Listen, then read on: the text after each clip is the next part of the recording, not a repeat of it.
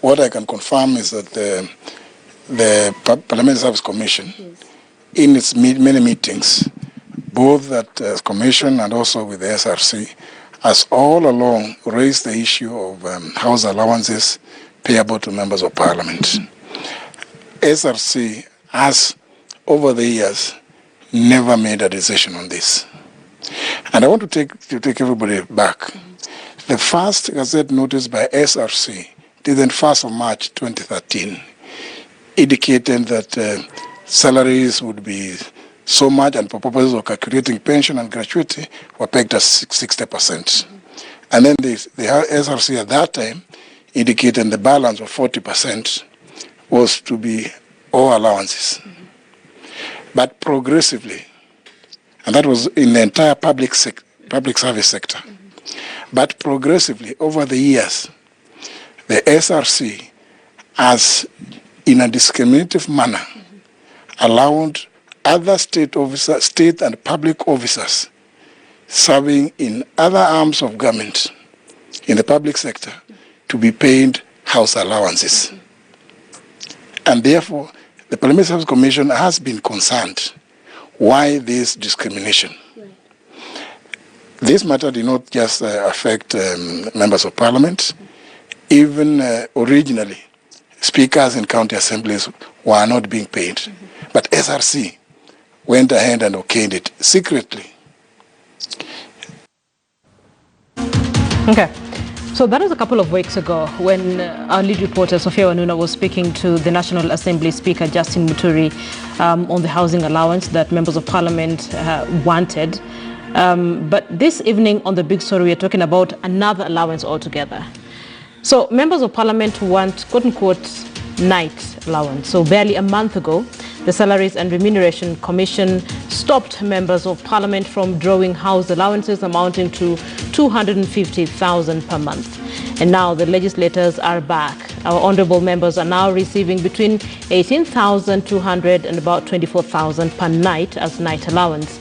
Speaker of the National Assembly, Justin Muturi, approved the allowances after the High Court stopped payment of house allowances to members of Parliament. By then, every member of Parliament had bagged at least 1.4 million in house allowances, backdated to October last year. So, should members of Parliament claim, quote, night allowance whenever they are in Nairobi to attend house sessions?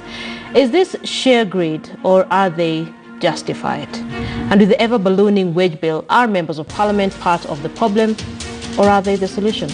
That is the conversation we're having this evening on The Big Story. We'll be speaking to Arnold Mariba, who's a policy expert. He's here in studio with us. But for now, let me bring in our lead reporter, Sophia Wanuna, who's joining me from the city center. Sophia, good evening. Good to see you.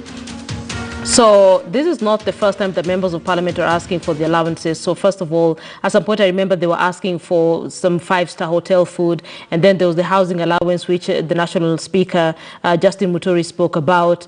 There was the back and forth about the salary with the SRC. But how exactly did we get here to a point where we now have members of Parliament asking for night allowance? Good evening, Linda. Indeed, a classic case of defiant parliamentarians we're witnessing with this latest move. To your question, how did we get here? So in January this year, the Parliamentary Service Commission, PSC, which is the employer for the legislators, wrote to the Salaries and Remuneration Commission, SRC, on the matter of remuneration, touching on several of their packs. One of the issues they touched on was housing allowance, making a case for why they needed to be paid a housing allowance as state officers. In fact, they even gave out the figure, 250,000 shillings per month, and even assured the Salaries and Remuneration Commission that they had gone a step ahead and factored in that money in the budget of the year 2018-2019. So that in fact, if SRC went ahead and agreed with them, then the same would have been backdated to July rather of last year.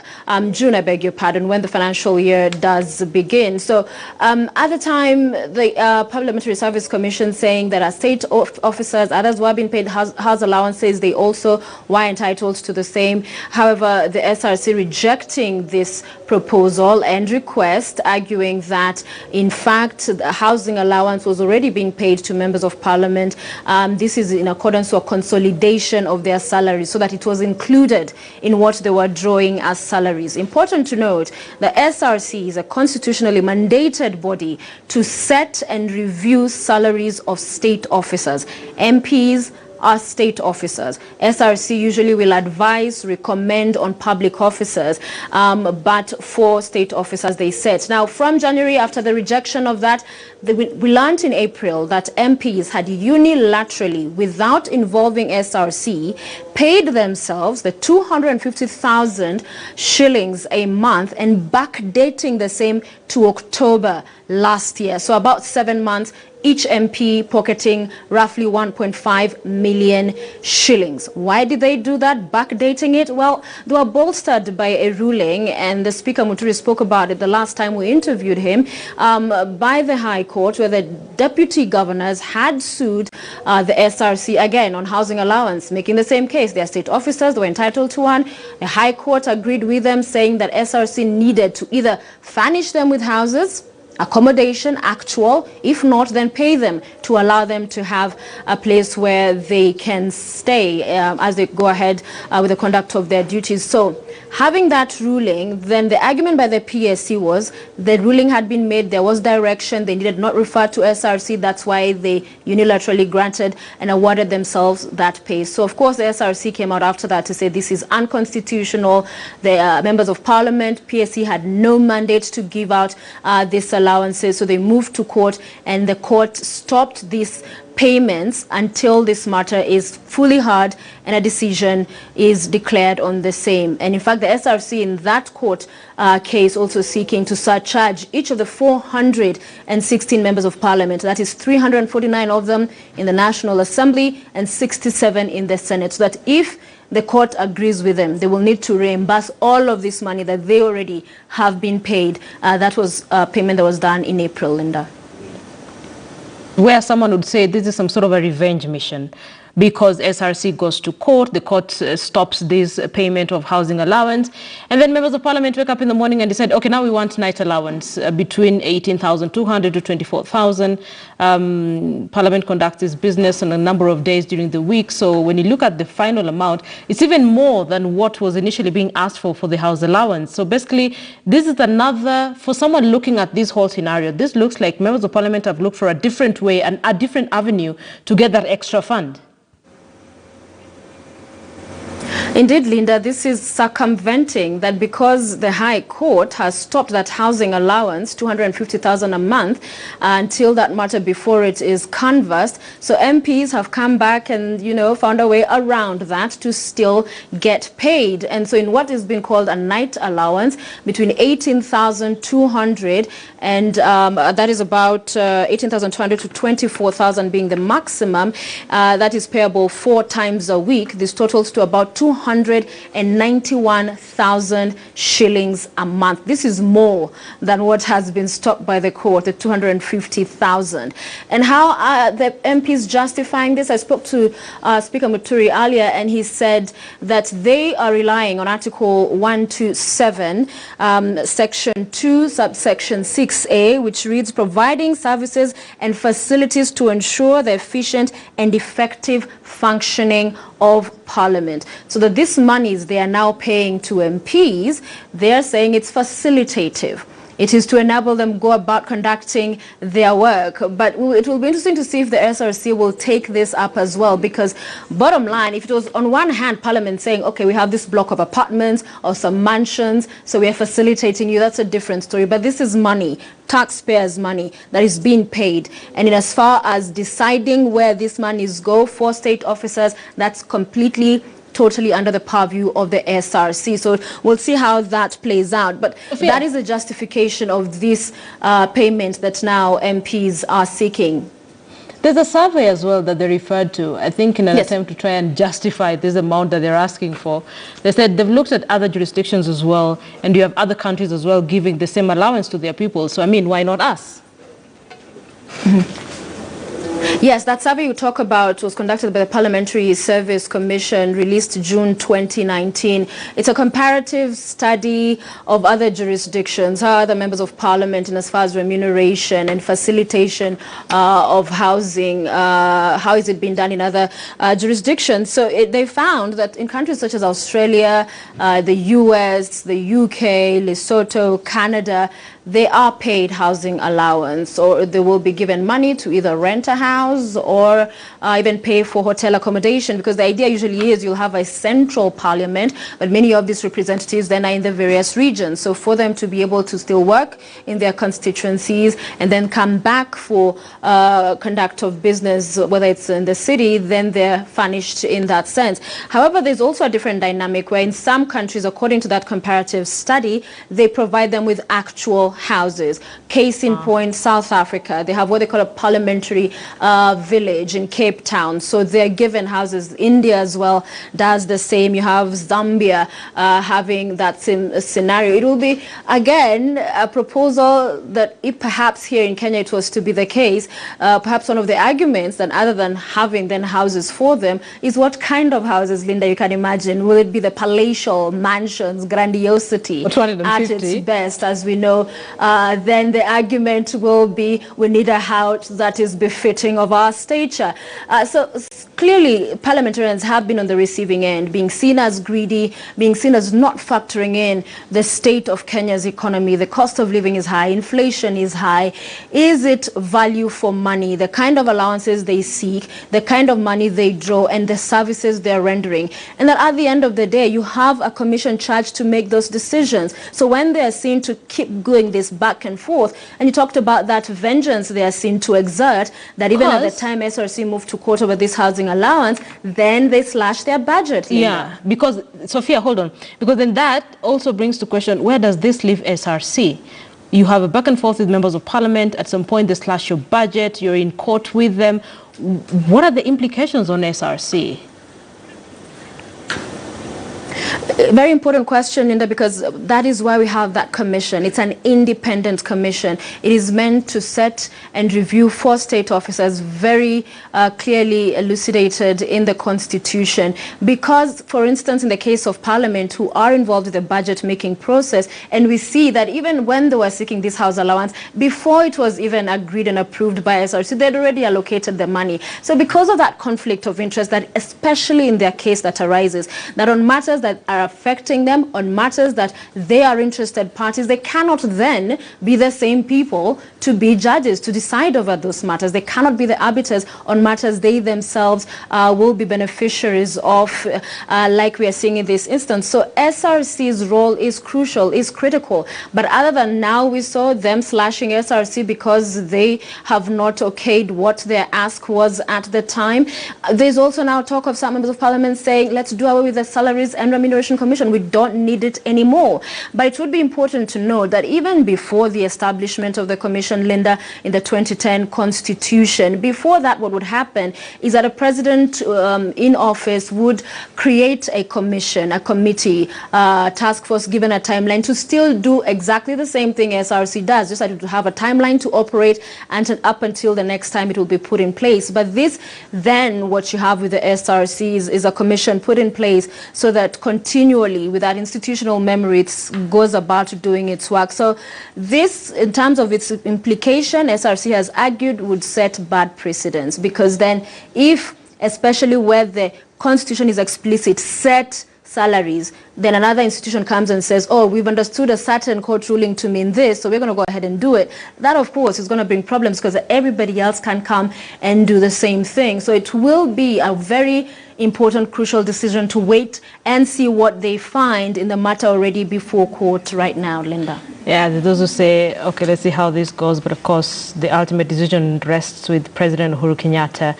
There are those who are saying, I mean, he's the only person now who can save Kenyans from this extra expense that members of parliament want to subject Kenyans to. It's interesting that you say, I mean, they'd already budgeted for it. So it's something they had talked about, they knew they wanted. So whichever way, they're going to make sure they get this money. Sophia Wanuna, our lead reporter, thank you so much for speaking to me on the big story, having picked a few minds, and of course now with relevant information that makes sense. Help us to understand how we got here, with members of parliament now asking for night allowance. Allow me now to bring in Alon Mariba, who's a policy expert. Good evening, sir. Thank you for joining us on the big story this evening. So let me get your quick reaction. Members of parliament now say we want night allowance. For those of us who don't have houses in Nairobi, for every single night we'll spend here, we want night allowance. What are your thoughts? First of all, I think the night allowance is the house allowance by another name. They realized that they were not going to pull through with the house allowance debate, the case in court, and decided that there would be a better way to it. And I think they also have got a third and fourth trick. It's a game they have decided that we might not be able, or probably SRC might not be able to win against them. But probably we need to take a walk back and go back to the Constitution. First of all, I think the Constitution complicated these issues unnecessarily. Why did we have to have something called a public officer and then a state officer when all of them are remunerated by the Exchequer, for example? That is a difference that we need to actually iron out and just stop complicating issues that are very straight. All these people are funded by the Exchequer. So having a difference of someone else being called a state officer and another one called a public officer, all of these actually coming in and giving people small technicalities where they then take us in circles and such like arguments. If MPs are certain that other state officers like themselves are getting house allowances, then they have got a case. And that's what they are doing by taking us in circles. And by introducing this night allowance, I think they are trying to, what in a colloquial language, telling SRC that it can get worse. We wanted 250,000 shillings, but if you want that money, then we can go a step further, and what they're asking for now is almost 400,000, almost double the amount. I think it's a backup plan. I mean, the court stopped the payment of the house allowance, and maybe this, like you say, is their plan B. Okay, so if you can't get the house allowance, then let's put this one aside. So just in case that one does not work, then maybe we'll get this one. And the thing that stands out from this is they wanted 250,000 house allowance. If you calculate this with the amount of money that they're requesting for night allowance, that is between 18,200 and 24,000, then they will end up with, I think, 384,000, much higher than the 250 that they're asking for house allowance. So literally, that's what I'm saying. The night allowance is the house allowance by another name. That is the side, or rather option 2 or option 1B of the house allowance. Then I also feel that MPs being who they are, and MPs greed is actually a recurring theme since 2002. We have always had it, and no matter whom we bring in, this thing keeps on coming up. So from where we are, I am quite certain that even if we were to fight this night allowance, they will still find something else. So it's something we probably need to have a conversation around this. And these are issues that I think we still need to look at from the constitutional level. That's why I said from the beginning that we complicated a lot of things in this constitution. Sometimes I want to look at this constitution not really as a set of laws to help us govern ourselves, but a ceasefire document. We put in a lot of things, and this constitution in itself is very expensive to implement. So you have got a Parliamentary Service Commission, you have got an SRC, and you have got a Public Service Commission. All these commissions having their own sets of independence, and people now coming in, and with the very many juggles we threw into these things. If we had a central point of reference, a place of authority, a single place of authority for anyone who is given money from the Exchequer, it would be much easier to deal with these issues.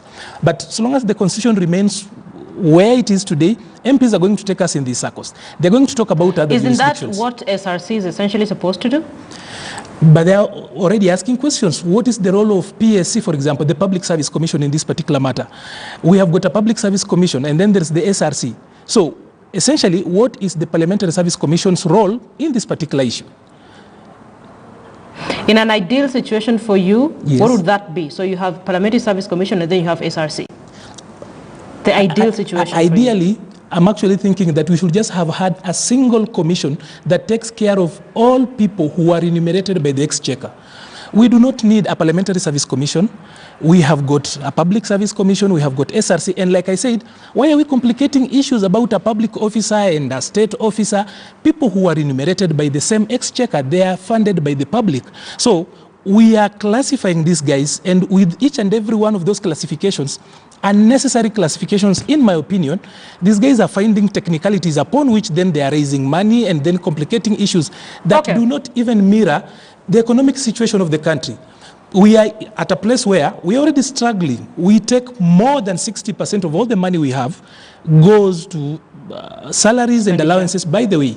So we are essentially a country that pays salaries, and we put very little money to development. Okay. Yeah. So I'll put you on the spot just a little bit. Do you think they're justified in asking A, for housing allowance, and now the night allowance? I mean, of course they are not, because already their salaries are way up there. Ordinary Kenyans are not, you know, if you look, the average salary in this country is about 35,000 shillings. Okay. 35,000 shillings. That is so many hundred times what an MP earns. And of course, if we do not fix our governance problems, we are still going to have this trouble, because MPs have got a lot of excuses around these issues. And even you, Linda, today, you do not decide what you get. Of course, when you get to KTN, you probably had a negotiating phase. But you cannot go ahead every particular day. If it rains, you say, today my transport allowance is going to change. I wish I could do that. I really wish I could do that. So, yeah. I will still go back to the Constitution, because we took upon ourselves a Constitution that is expensive to implement, that is very contradictory, and unnecessarily complicated. Because... Hold on. So now you're saying they're not justified, but there's a memorandum of PSC that was sent to SRC on remuneration structure of state officers serving in Parliament. Allow me to read just bits of it. It says, it is recognized that members of Parliament have homes in their respective constituencies or counties. They regularly travel to Nairobi to attend parliamentary sessions. Where do they stay while in Nairobi on official business? It is discriminatory and a violation of the right of members of Parliament to fail to pay them house allowance. In other jurisdictions, members of Parliament are provided with an allowance to enable them either hire a hotel room or lease a house in the city where their Parliament is located. I mean, that makes sense, doesn't it? First of all, I understand where MPs actually get this justification. To start with, Parliament, as it were, gets less than 3% of the national budget. So they feel out of the 3 arms of government, if you like 4 arms, if you would want to consider independent offices as an arm on its own, because that is what it is in other jurisdictions, they think 3% is not so much money compared to what the executive is getting and the judiciary.